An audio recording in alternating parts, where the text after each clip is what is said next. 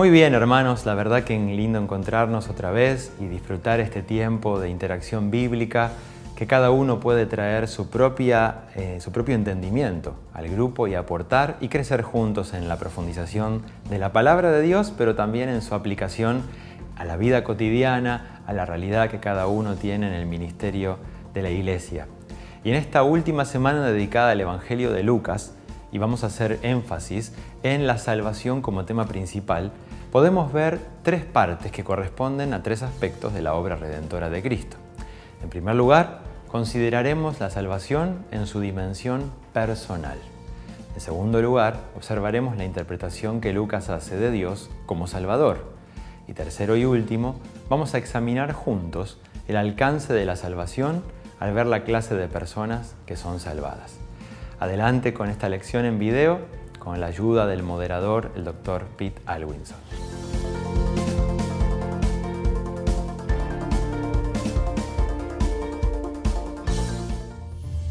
Habiendo considerado el trasfondo y la estructura y contenido del Evangelio de Lucas, estamos listos para dirigirnos a nuestro último tema principal. En esta sección de nuestra lección, exploraremos algunos de los temas principales que Lucas enfatizó. En general, podemos decir que los tres evangelios sinópticos, Mateo, Marcos y Lucas, comparten los mismos temas centrales. Jesús es el Cristo que trae el reino de Dios. Pero cada uno de estos evangelios se enfoca en conceptos centrales de diferentes maneras. Así que, a medida que exploramos esta idea en el Evangelio de Lucas, nos enfocaremos en la descripción del reino de Dios como salvación. Lucas usó las palabras salvar, salvando, salvación y salvador por lo menos 25 veces, más seguido que cualquiera de los otros evangelistas. Destacó nuestra condición desesperada sin Cristo y nuestra necesidad de ser rescatados, y enseñó que el reino de Dios es nuestra mayor salvación. El término salvación está profundamente arraigado a las esperanzas del Antiguo Testamento. Podemos definirlo como liberación de la tiranía del mal y del juicio de Dios contra el pecado. A través del Antiguo Testamento, y especialmente en los profetas, Dios enseñó a su pueblo que el Mesías eventualmente traería salvación de los efectos del pecado e incluso de su presencia. En línea con el énfasis de Lucas sobre la salvación, dividiremos nuestra discusión de los principales temas del Evangelio de Lucas en tres partes que corresponden a tres aspectos del trabajo salvador de Cristo. Primero, consideraremos la descripción de la salvación personal. Segundo, consideraremos su interpretación de Dios como nuestro Salvador. Y tercero, examinaremos los tipos de personas que son salvadas. Comencemos con la descripción de salvación de Lucas. A través de su Evangelio, Lucas mostró que la salvación personal es principalmente una cuestión que revertirá las condiciones de la gente, cambiando su persona, su estado delante de Dios y alterando su destino para que sean bendecidos y no maldecidos. Todos nacemos pecadores, y como resultado, estamos condenados por Dios y destinados a la destrucción eterna. Pero el Evangelio ofrece perdón de los pecados, así que Dios no tiene más razón para condenarnos. Como Lucas a menudo lo dijo, la salvación es el resultado de la paz entre nosotros y Dios. Y con nuestro nuevo estatus favorecido, recibimos bendiciones eternas en el reino de Dios, las cuales heredaremos cuando Jesús regrese y perfeccione la tierra, en donde no habrá enfermedad o muerte, o discapacidad o pena. Y sin importar cómo sean nuestras vidas actuales, seremos ricos y privilegiados en el mundo por venir. Los lectores del Evangelio de Lucas generalmente señalan que Jesús puso especial atención a los grupos que carecen de influencia: mujeres, gentiles, niños. Por esa razón, en el contexto social de la vida y ministerio de Jesús, hay una profunda razón teológica, y estas se derivan del hecho de que Lucas entendió el gobierno eterno de Dios en términos de ayudar a los débiles y, en consecuencia de eso, perjudicar a los poderosos. Un cambio de papeles en realidad. Ahora, este cambio de papeles no es exclusivo de los evangelios o del Nuevo Testamento o de la noción del tiempo final o escatológico. el tipo de realidad del reino de los cielos se ha acercado. Encuentras todo esto a lo largo de la revelación bíblica. En el libro de Génesis, por supuesto, encontramos repetidamente que los hijos nacidos en segundo lugar tienden a ser escogidos por sobre los primeros hijos. Esto es un cambio de expectativas.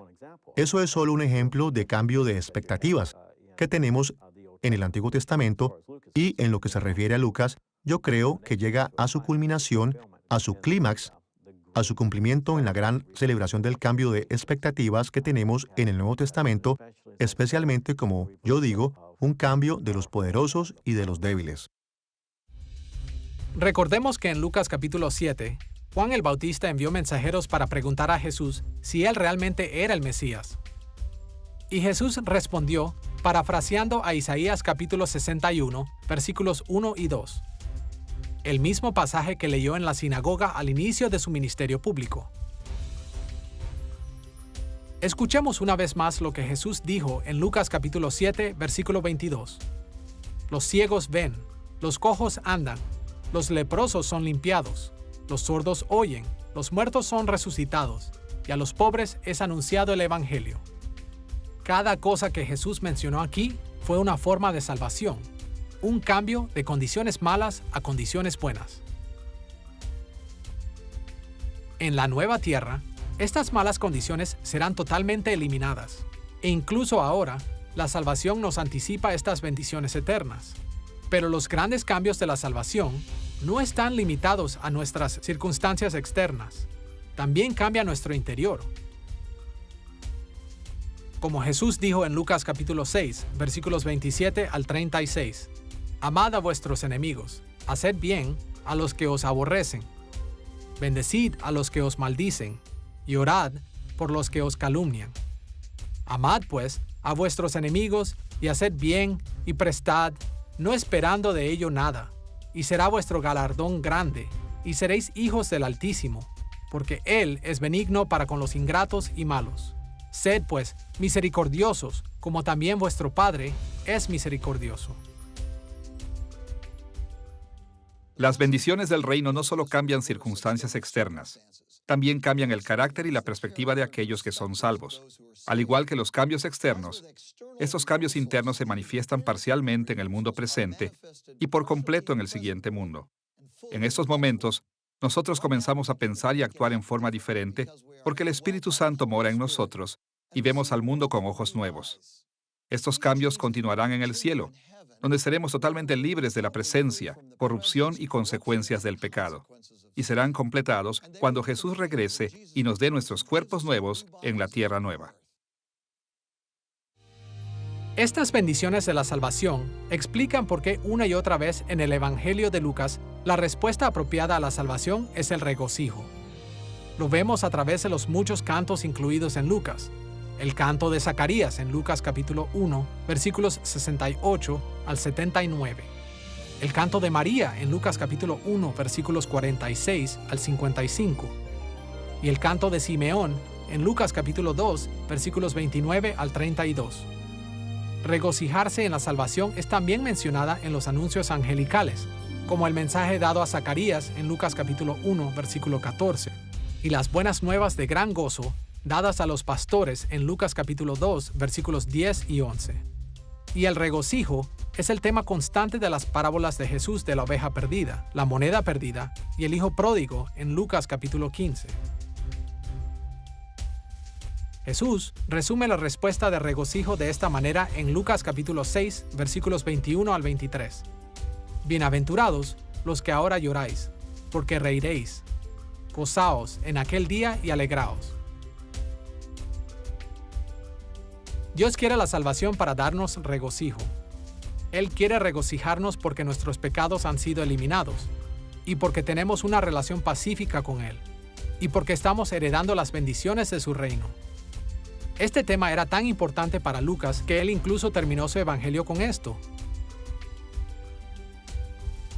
Escuchemos en Lucas capítulo 24, versículos 52 y 53, donde registró lo que los discípulos hicieron después de que Jesús ascendió al cielo. Ellos volvieron a Jerusalén con gran gozo y estaban siempre en el templo, alabando y bendiciendo a Dios. Cuando vemos a Dios por quien Él es, cuando probamos y vemos que el Señor es bueno, eso debe conducirnos al regocijo, debe deleitarnos. Si yo le llevo flores a mi esposa y le digo, aquí hay unas flores, cariño, porque se supone que yo debo dártelas. Bueno, eso no sería lo que ella esperaría. Eso tiene que hacerse con deleite y regocijo porque yo la adoro. Y así, nuestro deleite en Dios se convierte en una expresión del conocimiento de cómo es Él. Deleitarse en Dios, regocijarse en Dios, estar satisfecho en Él, está en el corazón mismo de la vida cristiana. Con esta descripción de la salvación, vayamos a nuestro segundo tema principal, el énfasis que hizo Lucas sobre Dios como nuestro Salvador. Consideraremos a Dios como nuestro Salvador en 3 pasos. Veremos que la salvación viene por el poder de Dios, de acuerdo al plan de Dios y a través del Hijo de Dios. Observemos primero el hecho de que la salvación viene por el poder de Dios.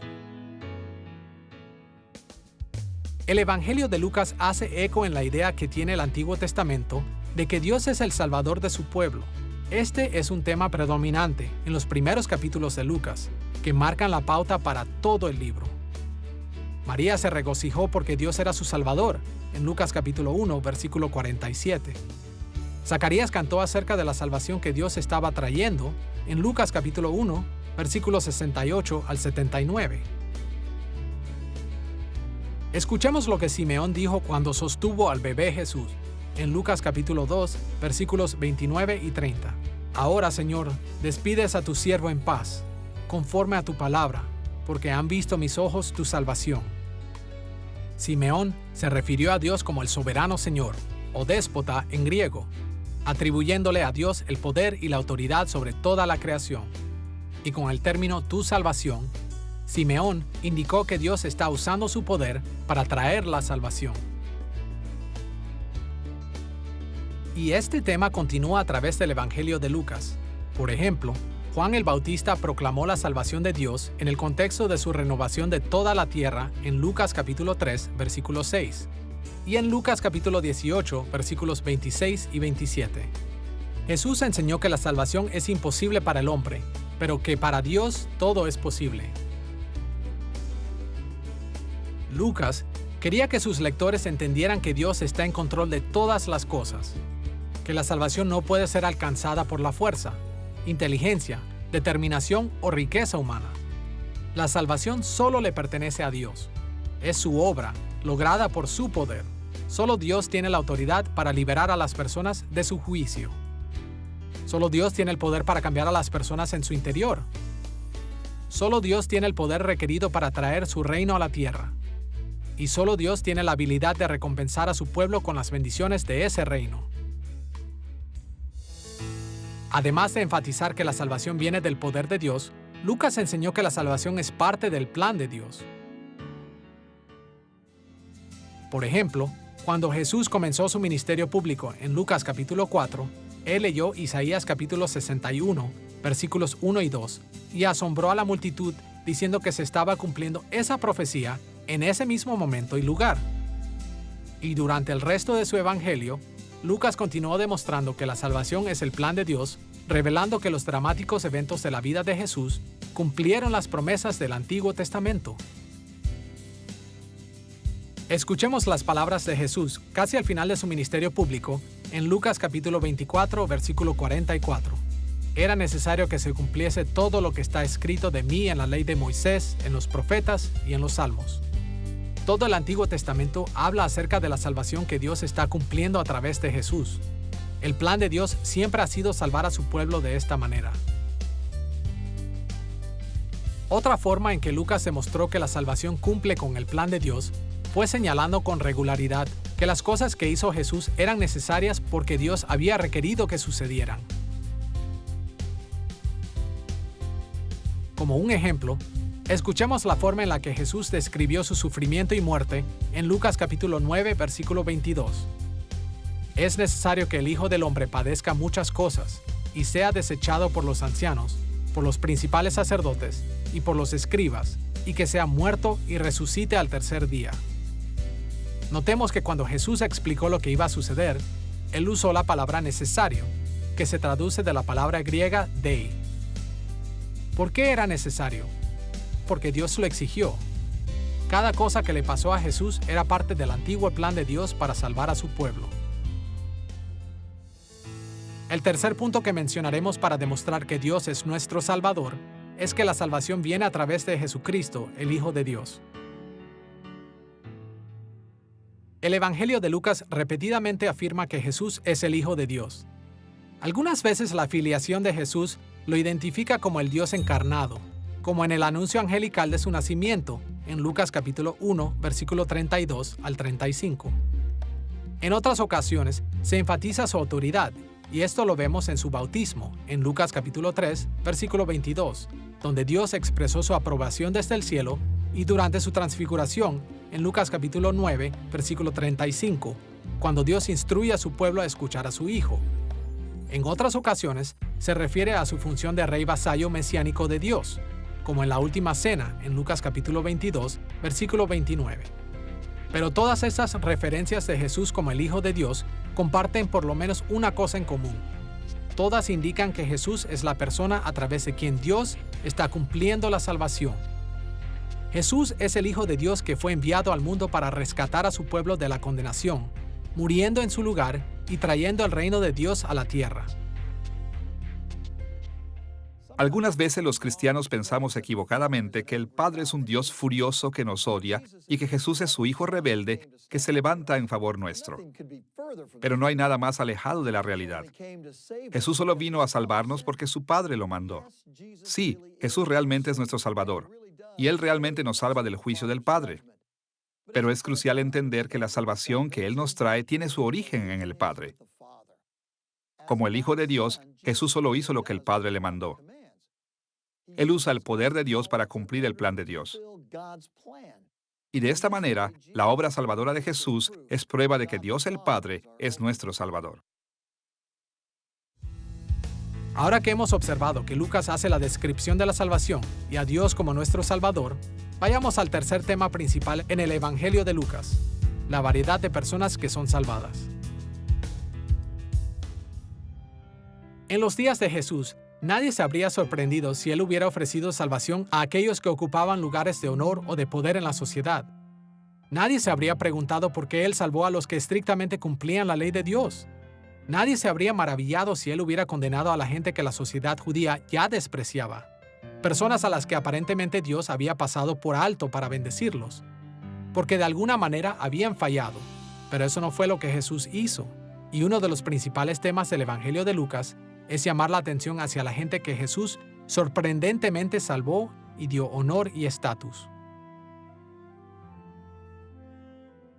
Una de las cosas más notables acerca de la narración de Lucas es que él está interesado en el menos, el último y el perdido, y de hecho su principal tema es el tema del cambio.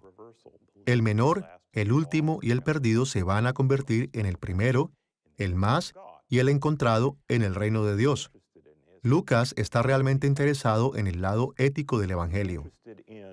Está interesado en lo que era distintivo en el ministerio de Jesús, que puede ser considerable, loable o virtuoso, y así una de las cosas que seguramente podemos ver tanto en Lucas como en Hechos, lo que es un trabajo de 2 volúmenes, Lucas Hechos, es una preocupación por el pobre, la mujer, el enfermo y el anciano.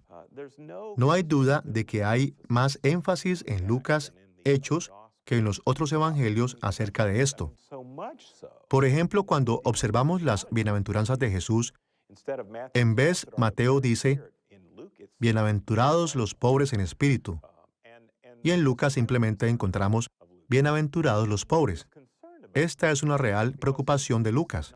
Él está preocupado acerca de esto, porque él cree que no solo la redención viene a través de Jesús, sino también la justicia. La rectificación de las equivocaciones de la sociedad es traída por Jesús, y Lucas en realidad quiere enfatizar que Jesús es el Salvador del mundo. Es el Salvador de todos. Es una sola parada de compras. En Jesús, ya sea que seamos uno de los mejores, de la mejor élite, de las personas más educadas o de las personas más conocidas en la sociedad, o el último de los últimos. Jesús es para todos, y Lucas ciertamente quiere enfatizar eso. Para nuestros propósitos en esta lección, nos limitaremos a observar 4 sorprendentes tipos de personas, a los que Lucas frecuentemente dirigió su atención, comenzando con los gentiles. El Antiguo Testamento dice que los gentiles eventualmente serán traídos al reino de Dios, recibiendo su salvación y sus bendiciones. Pero los judíos en los días de Israel normalmente despreciaban a los gentiles, excluyéndolos de las bendiciones principales del reino de Dios. En el tiempo en que Lucas escribió su evangelio, la iglesia cristiana en todo el mundo consistía en gran medida de los gentiles convertidos. A través de la historia, Dios había demostrado claramente su intención de bendecir a los gentiles en maneras sorprendentes. Y como vimos anteriormente en esta lección, una de las razones por las que Lucas escribió fue para asegurar a los gentiles que ellos no habían cometido un error al convertirse en cristianos. Así que a través de su evangelio, él dirigió la atención a aquellos lugares en donde la salvación había sido extendida a los gentiles, en cumplimiento de las esperanzas y los ideales del Antiguo Testamento. Por ejemplo, en Lucas capítulo 2, versículos 10 al 14, los ángeles anunciaron que el gozo del evangelio sería para todo el pueblo y para los hombres en la tierra. En lugar de decir que el nuevo rey de Israel había nacido para salvar a los judíos, los ángeles hablaron en términos más generales. Y en Lucas capítulo 2, versículo 32, Simeón proclamó que el pequeño Jesús sería una luz para la revelación a los gentiles. Y mientras los 4 evangelios citan Isaías capítulo 40 en la historia de Juan el Bautista, solo Lucas capítulo 3, versículo 6 extiende la cita para incluir las palabras «toda carne verá la salvación de Dios». Lucas también señaló que los samaritanos, a quienes los judíos consideraban sus enemigos, podrían ser salvos. Por ejemplo, en Lucas capítulo 17, versículos 11 al 19, Jesús sanó a 10 leprosos, pero el único leproso que regresó para agradecerle era samaritano. Y solo Lucas registró la parábola del buen samaritano, encontrada en Lucas capítulo 10, versículos 30 al 37, en donde el samaritano era un ejemplo del amor al prójimo. Más allá de esto, Lucas registró momentos cuando los gentiles demostraron verdadera fe en Jesús como el Salvador. Por ejemplo, en Lucas capítulo 7, versículo 9, Jesús habló de un centurión romano. Os digo que ni aún en Israel he hallado tanta fe. Como vimos anteriormente en esta lección, Lucas trazó la genealogía de Jesús hasta Adán, implicando que Jesús vino para salvar a toda la raza de Adán, incluyendo tanto a judíos como gentiles. El segundo sorprendente tipo de personas que recibieron salvación en el Evangelio de Lucas fueron los pecadores. Ahora, en un sentido importante, todos los seres humanos son pecadores. Pero había algunas personas en los días de Jesús cuyos pecados eran tan grandes y tan públicos que estas personas eran esencialmente desterradas por la sociedad judía, como la mujer inmoral, en Lucas capítulo 7, versículos 36 al 50, y Zaqueo, el recolector de impuestos, en Lucas capítulo 19, versículos 1 al 9. Los recolectores de impuestos eran pecadores porque ellos se ganaban la vida cobrando a sus compatriotas impuestos exorbitantes que no eran requeridos por el gobierno. Pero Jesús vino a salvarlos incluso a ellos, y estaba ansioso de otorgar la salvación a todo aquel que se arrepintiera en fe. Solo como un ejemplo, escuchemos esta historia en Lucas capítulo 5, versículos 29 al 32. Y Leví le hizo gran banquete en su casa, y había mucha compañía de publicanos y de otros que estaban a la mesa con ellos. Y los escribas y los fariseos murmuraban contra los discípulos diciendo, ¿por qué coméis y bebéis con publicanos y pecadores? Respondiendo Jesús les dijo, los que están sanos no tienen necesidad de médico, sino los enfermos. No he venido a llamar a justos, sino a pecadores al arrepentimiento. El tercer sorprendente grupo de personas que son salvadas en el Evangelio de Lucas son las mujeres. En el antiguo mundo mediterráneo oriental, donde Jesús vivió, las mujeres no tenían muchos derechos en la sociedad y no eran altamente valoradas. Pero Lucas dirigió su atención a las formas en las que Jesús les trajo salvación. En Lucas capítulo 8, versículos 41 al 53, Jesús sanó a la hija de Jairo y a la mujer que por 12 años había sufrido hemorragias. También mostró gran compasión hacia las viudas, quienes en la antigua sociedad patriarcal no tenían prácticamente ninguna ayuda y esperanza. Lucas, capítulo 7, versículos 11 al 17 y el capítulo 18, versículos 1 al 8, ilustran la preocupación y el cuidado de Jesús por estas personas más necesitadas. Una de las técnicas más dramáticas de enseñanza de Lucas que remarcó la salvación de las mujeres fue comparando a las mujeres humildes con orgullosos líderes religiosos masculinos. Por ejemplo, en Lucas capítulo 13, versículos 14 y 15, Jesús llamó hipócrita al principal de la sinagoga, mientras que en el siguiente versículo llamó a una mujer encorvada hija de Abraham. Encontramos un contraste similar en Lucas capítulo 7, versículos 37 al 50, donde Jesús aceptó la adoración de una mujer inmoral, mientras condenaba al orgulloso fariseo Simón. Y en su máximo ejemplo de lo que significa amar a Dios, Lucas relató la historia de María, la amiga de Jesús. En Lucas capítulo 10, versículo 27, Jesús enseñó que los dos grandes mandamientos eran amar a Dios y amar al prójimo. Entonces, en los versículos 38 al 42, María dio el ejemplo de cómo amar a Dios, escuchando obedientemente sus enseñanzas. Ni Pedro, ni Juan, y ciertamente ni los líderes judíos, sino una mujer fue el modelo de la piedad divina. Finalmente, el cuarto sorprendente tipo de personas que son salvadas en el Evangelio de Lucas son los pobres. Lucas comienza su Evangelio apuntando que la familia de María y José era pobre. Sabemos esto porque en Lucas capítulo 2, versículo 24, la ofrenda que ellos trajeron al templo fue una ofrenda de pobres prescrita en Levítico capítulo 12, versículo 8.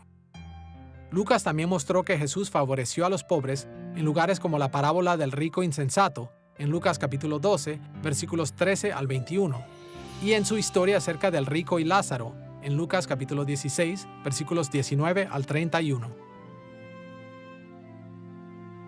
Escuchemos una vez más en Lucas capítulo 4, versículo 18, donde Jesús leyó de Isaías capítulo 61, versículo 1. El Espíritu del Señor está sobre mí, por cuanto me ha ungido para dar buenas nuevas a los pobres. Lucas es el único escritor de los Evangelios que reportó este evento, e incluyó esto como un modelo de todo el ministerio de Jesús. Su punto era que una parte de traer el reino de Dios consiste en proclamar las buenas nuevas de salvación a los pobres. Lucas tomó especial cuidado en señalar que el Dios del universo se había encarnado para salvar inclusive a aquellos que la sociedad despreciaba. Gentiles, pecadores, mujeres y pobres tenían muy pocos derechos en la sociedad judía y no podían esperar heredar las grandes bendiciones del reino de Dios. Pero Jesús rechazó ese sistema de valores. Él ofreció completa aceptación y bendiciones eternas a todo aquel que lo recibiera como su Señor y Salvador. De todos los escritores del Evangelio, Lucas hace un énfasis particular en los grupos marginados en la sociedad palestina de su época. Lo vemos vinculando constantemente a los hombres con las mujeres y poniendo especial atención a los samaritanos, a los pobres. Vemos esta parábola, por ejemplo, es indicativa de que en el Evangelio de Lucas solo encontramos pasajes como el de Lázaro y el del hombre rico. Y vemos nuevamente una parábola, solo en Lucas, la parábola del buen samaritano. Estos relatos de las enseñanzas de Jesús encajan muy bien con su sermón programático en Nazaret. Él dice, yo he venido, hoy la Escritura se ha cumplido, el Espíritu está sobre mí para declarar buenas nuevas a los pobres, a los cautivos y a los oprimidos.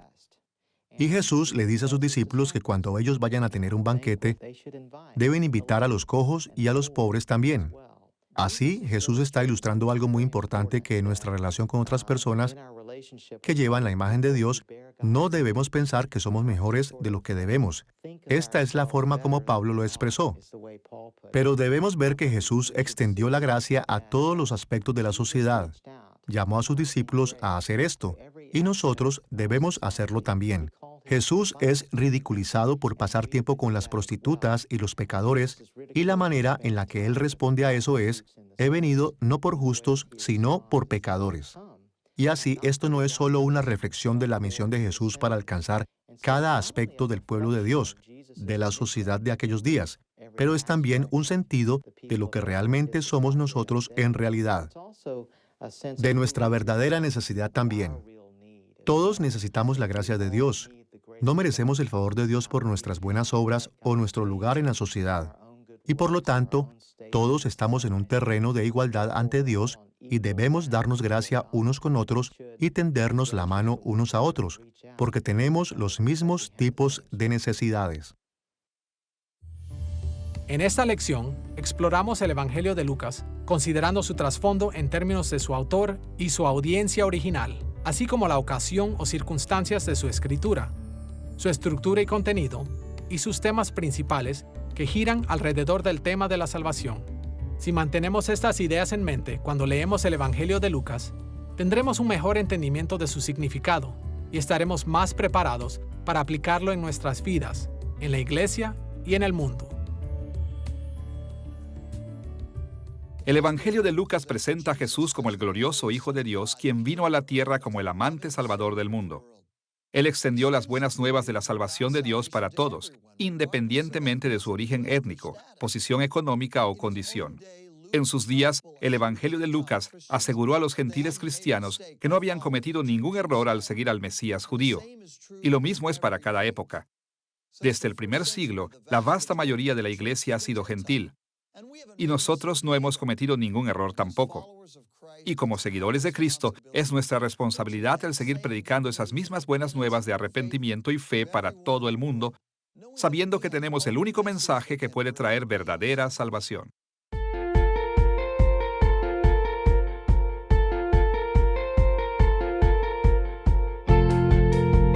Primera pregunta de este día, luego al terminar de ver el video y conectar juntos los distintos aspectos de este maravilloso estudio. Es la siguiente, la primera pregunta. ¿Qué descripción da Lucas de la salvación? Y es interesante que ahora presionen pausa, pero dialoguen, en especial, cómo se manifiesta la salvación en la vida cotidiana de los creyentes.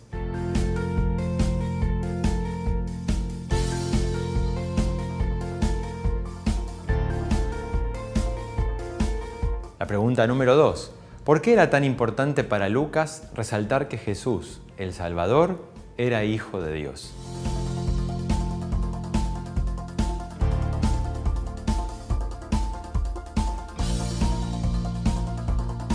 La tercera pregunta.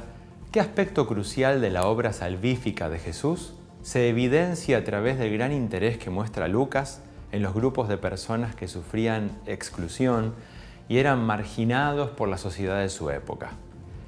Y nosotros, hoy en día, ¿qué podemos aprender de esto y cómo podemos aplicarlo en nuestro ministerio?